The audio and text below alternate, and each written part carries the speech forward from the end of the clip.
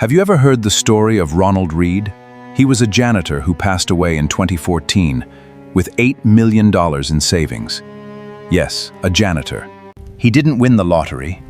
He didn't inherit a fortune. He simply saved consistently throughout his life and let the magic of compounding do its work. The lesson is clear. Behavior matters more than intelligence.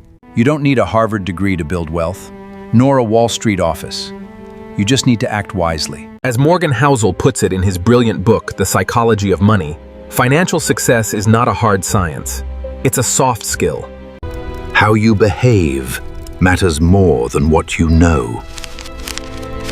Spend the next few minutes with this breakdown of the 5 most powerful takeaways from Housel's work. And you might just master the soft skill of investing. The first takeaway: pay the price. I desire this one. My wealth secures it. It is an honest price. Agreed. You have 2 choices. Pay for it honestly, or grab it and run. Assuming you're not a thief, you'd pull out your card and pay. You understand that the watch comes with a price tag. Investing works the same way. It comes with a price too, and that price is volatility. Throughout this channel, we've talked about the value of concentrated portfolios and high returns. But high returns come with a cost. Your portfolio will swing wildly. That's the fee you pay for long-term outperformance. Think about it this way. Let's say you had a crystal ball 10 years ago and saw Netflix's incredible future. You went all in. Today, you'd be incredibly wealthy. But could you have handled the journey? In 2011, Netflix lost a massive number of subscribers, and the stock plummeted 80% from its peak. Would you have stayed calm?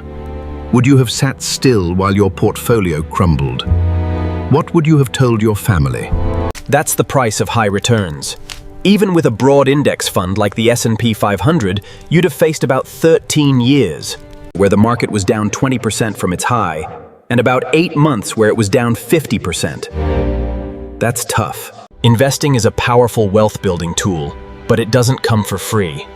You have to embrace volatility as the admission fee to a brighter financial future. The second takeaway: never enough. There's a fascinating phenomenon in human psychology. You can hand someone a $2 million bonus, and they'll be happy until they find out the person next to them got $2 million won. Then they're miserable. Capitalism is brilliant at 2 things: creating wealth and creating envy. The desire to outpace your neighbors can fuel ambition, but it can also trap you in a cycle of never feeling satisfied. Let's look at the numbers. To be in the top 1% of earners in the US, you need to make about $500,000 a year. That's what a highly specialized doctor earns. By almost any standard, that doctor is rich. Nice cars, exotic vacations. Next to a CEO earning $10 million a year, the doctor feels small. The CEO had elite connections, who's worth over $2 billion. And Michael occasionally runs into Jeff Bezos, who increased his net worth by $75 billion in a single year. There's always a bigger fish. This kind of envy has driven people to do foolish things, leverage themselves to the breaking point, trade their freedom for short-term gains, even destroy their families. As you grow wealthier, you must learn to say, enough is enough. Don't trade what you have and need for what you don't have and don't need, no matter how tempting it looks. The third takeaway: crazy is in the eye of the beholder. At first glance, people do seemingly insane things with money. Some blow it on ridiculous items. Others hide cash under their mattresses. But everyone comes from a different background, different parents, experiences, and education. What looks crazy to you might make perfect sense to someone else. Housel uses the example of lottery tickets. Low-income households in the US spend over $400 a year on the lottery, and is 4 times more than high-income households. At the same time, a third of Americans can't cover a $400 emergency. It seems insane, right? But try to see it from their perspective. They live paycheck to paycheck. They have little room to save. They can't afford a nice vacation or college for their kids. Buying a lottery ticket is their way of buying into the dream that many of us already live. It's not crazy, it's rational given their circumstances. How does this make you a better investor? First, it helps you avoid copying someone else's strategy blindly. Your goals are different from a billionaire's. Their focus is on preserving wealth. Yours might be on building it. Copying them could hurt you. Second, it helps you stay within your circle of competence. When GameStop was making headlines, I didn't participate because trading isn't my game. Understanding that everyone sees the world through a different lens helps you stay true to your own path. The fourth takeaway, the peekaboo effect. What do the Great Depression, World War II, the 2008 financial crisis, and COVID-19 have in common? They were all massive, society-shaping events.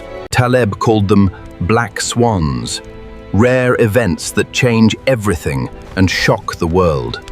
And they become explainable only after the fact. Human nature tricks us into believing we should have seen them coming. Imagine it's Black Monday in 1987. The market loses nearly a quarter of its value in a single day. Do you sell in panic? Or do you ride it out, maybe even buy more? Here's a staggering fact. If you invested in the S&P 500 20 years ago and missed just the 4 best days, your return would be 164% instead of 291%. That's a massive difference. The lesson is simple. Prepare yourself mentally and financially for disasters you can't foresee. Stop trying to predict the next crash. The things that will cause fear in the future are, by definition, the things no one sees coming. The fifth takeaway, the seduction of pessimism. If I gave you a list of reasons the market will crash, national debt, inflation, new COVID variants, you'd be intrigued. If I gave you reasons things will get better, longer life expectancy, cheaper renewable energy, faster computers, you'd shrug. Why does pessimism sound so intelligent while optimism seems naive? Daniel Kahneman explains that loss aversion is evolutionary. Organisms that treat threats as more urgent than opportunities have a better chance of survival. We also pay more attention to pessimism because progress happens slowly but setbacks happen fast. A stock market crash makes headlines. A decade of steady growth barely gets mentioned. To create an optimistic story about the future, you have to look at long horizons compounds, which makes it less dramatic and harder to sell. Knowing this bias can help you resist it. The world is better than you think, as Hans Rosling used to say. So here's your summary. You won't get rich without paying the price of volatility. Envy is the most destructive emotion, and don't risk what you need for what you don't need. Different perspectives make different actions rational. Prepare for disasters you can't foresee, instead of trying to predict them. And be skeptical of pessimistic advice. It appeals to your survival instincts more than your growth instincts. That's it for today. One book changed how many people think about wealth, risk, and long-term success. Check out the next video. Cheers and happy investing.